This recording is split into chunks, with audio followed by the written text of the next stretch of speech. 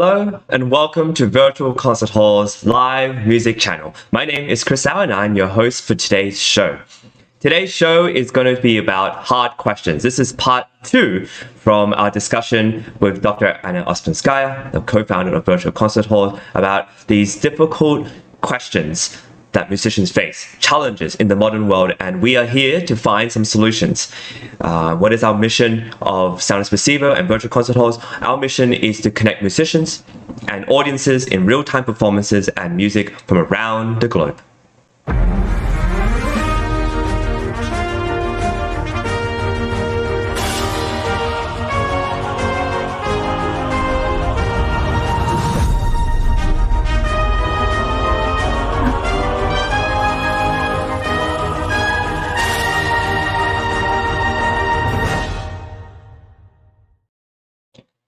Hello and welcome to Virtual Concert Halls. My name is Chris Au and we have a really incredible season up ahead. From now until July 2024, we have so many different performances, so many things lined up.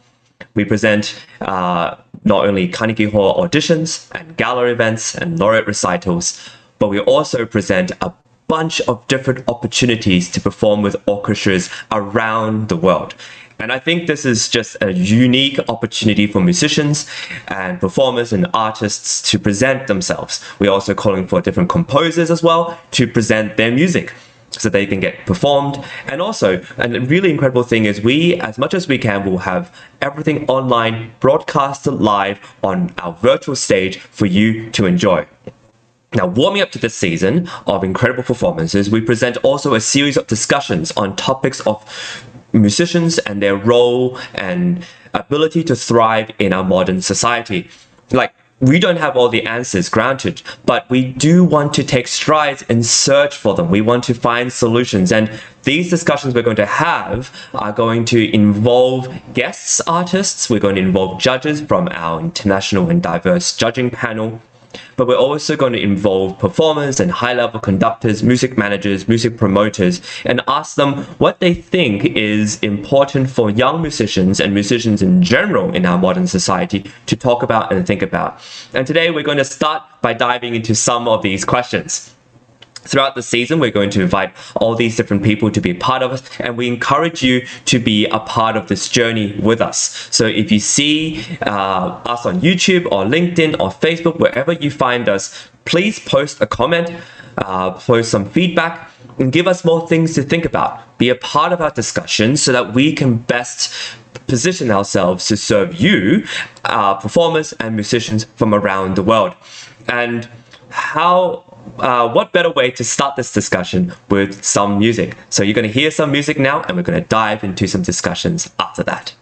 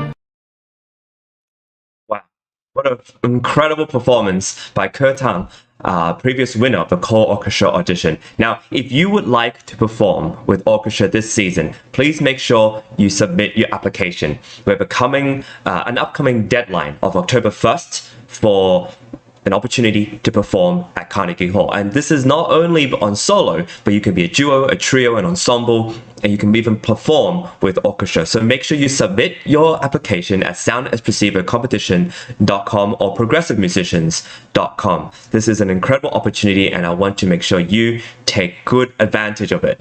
And if you want to be just like Tang and perform on stage, we are here for you, and we would love to have you this season. Now, off to our first topic of today's discussion, which is programming. How to balance tested classics and contemporary and new music. This is a really interesting topic because I think people are always trying to figure out this right balance. We want to make sure that the audience always has something that they've heard or they know, maybe a composer they've heard frequently, and then also something new, something interesting. And I think what's really cool about this is it's really dependent on the musicians themselves. I think if you go to a symphony orchestra and listen to a performance, or whether you go to an opera and opera house and listen to a new opera, a newly composed opera, or whether you're putting on a solo recital, my only answer to this, and we're going to explore this solution and answer with other guest judges and other people as well, and other musicians in the industry, is I think you have to be fully committed to what you're performing. I think to play contemporary music or new music just because you feel like you have to in this modern society or in this modern world in order to get so-and-so programming or grants or whatever, I think that is disingenuous, and I don't believe that it's going to ultimately serve you, because this new music that you're playing needs to be convincing. And if you're committed to what this piece is about and what you want to say, I think that's going to go really far. And speaking of commitment, I think if you have a theme that you're trying to explore throughout the program, it shows that this piece isn't just plopped in there for no reason whatsoever. I think if you can find a theme throughout this concert where you could incorporate the classics, the composers we all know, Beethoven, Mozart, Schubert, Brahms, Rachmaninoff, Tchaikovsky, etc., and also include contemporary composers and newer music, maybe music that's just performed and you're premiering it, and maybe in your commissioning of certain pieces by composers, you can tell them about the theme of a concert or a CD or a recording or a project that you're embarking on. And I think that's going to give a lot more context to how you can weave together the contemporary, the new, as well as the classics. And not only can you do that, but maybe you can weave into something maybe of pop culture or something happening in the jazz world or the world music stage, and then it becomes something that's truly genuine and authentic and sincere. So that's my sort of answer to that, and I hope that it kind of fills in the gaps for a lot of people who are exploring this idea of how to program. And I think just what, as Dr. Anna and I discussed yesterday, you always have to serve a higher artistic goal, whether you're applying for a music degree or whether you're thinking about applying to competitions or not, or putting a new CD together and all these different things. Even if you have a manager or an agent who's trying to plan a career for you, you need to have bigger artistic goals to fulfill. And then everything else, competitions, recordings, recitals, concerts, everything else will follow that. And they're aligned with these goals. And back to programming, I think if you have a bigger artistic goal, a theme or a vision, or something you want to portray throughout the concert, then it doesn't really matter what the balance is between classics and contemporary and new music. You'll be able to be authentic with how you present the music, and the music that you play and showcase will also have a spirit of authenticity throughout.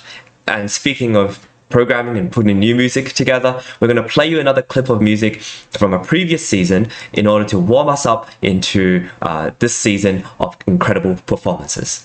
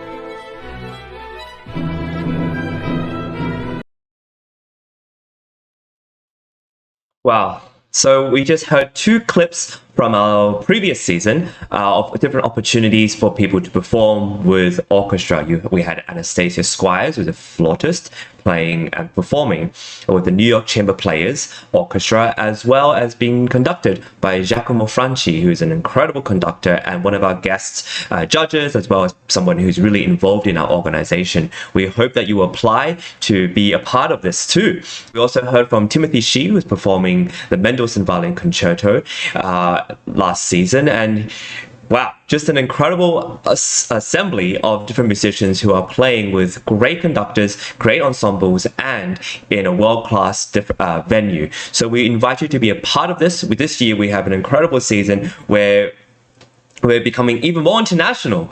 we have opportunities where you are able to perform in the Czech Republic, in the US, as well as in Cairo, Egypt. And these are just at the beginnings of it all. We're looking to make sure we expand and continue to offer musicians an incredible array of opportunities to sign up for. If you're interested in performing, in being a part of this coming season, please make sure you check us out at choreorchestra.com, soundreceivercompetition.com, or progressivemusicians.com, and we'll make sure you have all the opportunities you need to perform this coming season with an incredible array of prizes and our collaborators who are willing to form these connections with you. And with that, we'll go into the second topic, which is a career-based topic. And particularly this question, which was posed by Dr. Anna Ospensky to me, was how do we re-engage with music promoters so that their services are more of what modern musicians need and want? And that is a really great question. A question that I think young musicians need to sort of think about more. And I like this idea that whatever opportunity you're given as a young musician, or even a musician of sort of more mature age who's trying to figure out their career and go forward, a lot of the time we look around us and there's all these different opportunities that we didn't get, or we were rejected from, or we were too late in applying. We see all these colleagues of us getting these opportunities. And I like to think that whatever you're given, whatever your opportunities you have, maybe you want more, so well, go out and reach out and connect with different people and send emails, be on LinkedIn, be social, virtually and in person, and network and do all of those things. But whatever you're given, whatever you are given, whether it's a collaborative job somewhere at a music school, whether it's a teaching job at a music school, music studio somewhere, take full advantage of what you have. Because a lot of the time, these people who are managing these organizations are looking for people who take initiative, who want to nurture and nourish these relationships and to build alongside with them. If you go in just doing your part, doing your job, great. But if you also want more out of your music career, I encourage you to think about expanding within the organizations, within the opportunities that you're given. So if you get a wedding gig to perform, make sure you have your business card ready. Make sure you engage with some of the guests and talk to them, and not, downright and becoming a wedding crasher per se, but be a part of whatever you're in and just say, hey, if you know anybody else who needs a wedding, here's my business card, here's my socials, just let me know.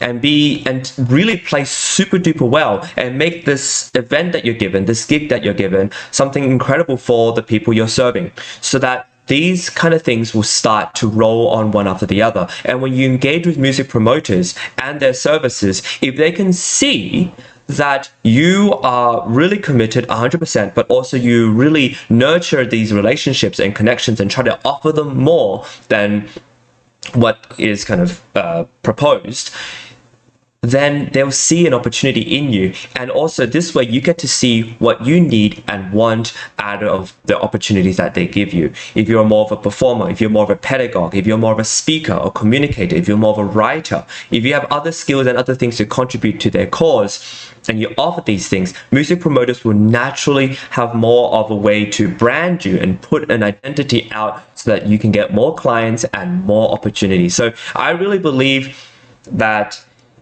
if you are able to nurture and cherish the opportunities you are given, these will lead to more. And I am sort of a shining example of that. As a previous Sound as Perceiver competition prize winner, then I went on to do some judging with the next competition as a prize winner, and then one thing led to another. Now I'm a host of this show that you're watching, and so I really encourage you to, as a performer or a young musician, to engage with the organizations that engage with you and offer you prizes, because more often than not, they're looking for people who also want to help them spearhead their cause. And what better way to help each other and to bring musicians together than to do that? So I really think that's quite an important part of our industry.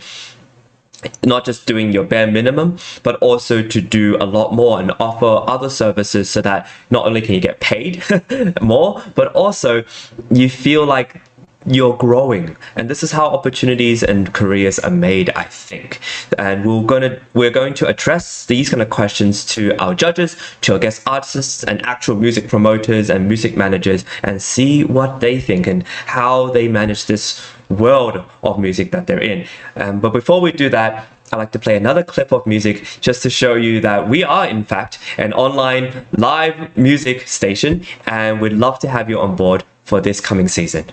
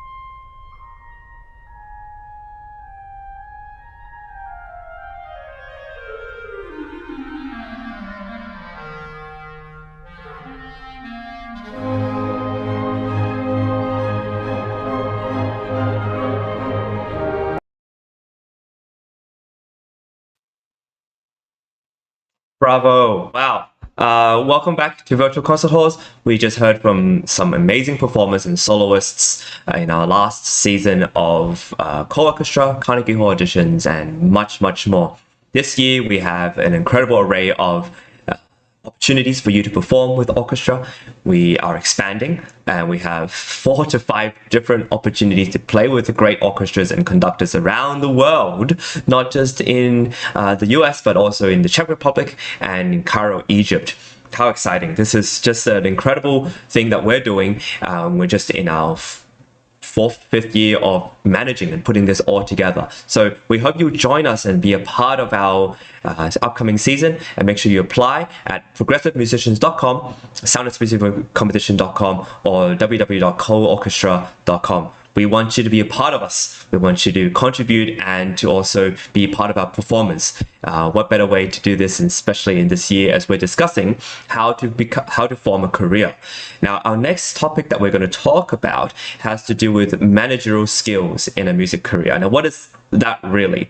And I've put together a video from the past of an incredible organist from Poland called Michał Szostak, who talks about this idea of managerial skills in a music career. And you'll hear what he talks about. I'll give you a brief preview, which is that you need to be a manager for your own career. And what does that mean? We'll let Michał discuss that in this clip. What would you say to people, let's say I'm a pianist. Let's say I'm a pianist and I'm in school. You know, I'm practicing, I'm taking classes, I am, maybe doing some competitions. How do I develop the managerial side of myself? You know, I might not even have that much time. What are little steps I can take to start to develop this side of me?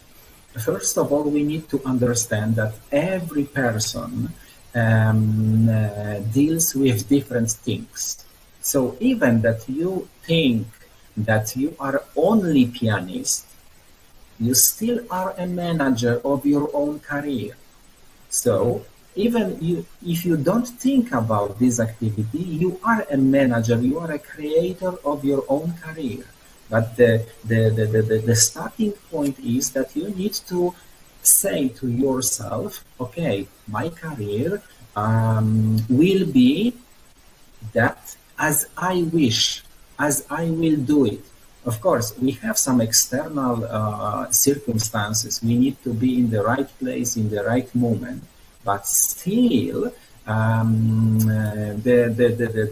say the majority of the problem or the power is inside of us. This is your decision. Okay, I will create my career on my own.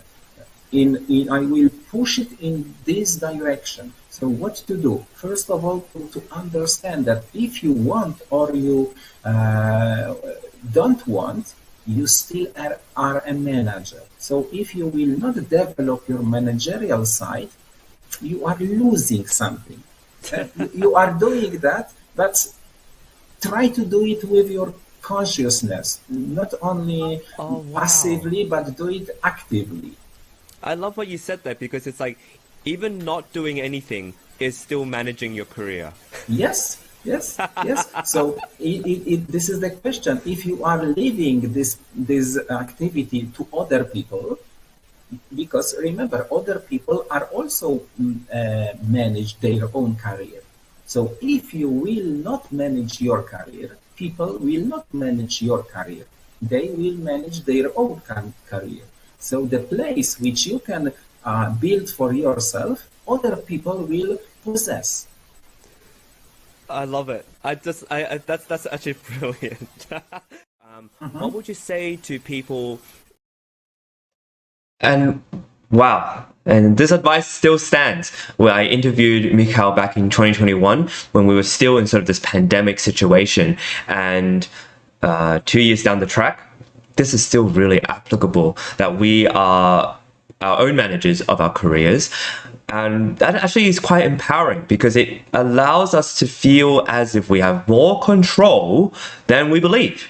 A lot of the time it's when we're at school or when we're just coming out, it feels like these big organizations, they all have things going on and they're not including me or they're not hiring me, and it feels like you don't have a lot of control or power over your career and what you do, and you're thinking, oh, I can't wait for Sony to manage me or to be my agent or to offer me a CD kind of record agreement or contract. But in essence, what it is we need to be our own managers, and we need to kind of, if no one's going to give us a record label contract, then we will produce our own CD. And I think this is very inspiring for a lot of people who may find it difficult to stick their head out and try to make something work. And I hope that his video is also inspiring to you as it is to me. We're going to play one more quick music clip that shows you a little bit more of what we do at virtual concert halls and our San Francisco competition. And yes, please enjoy.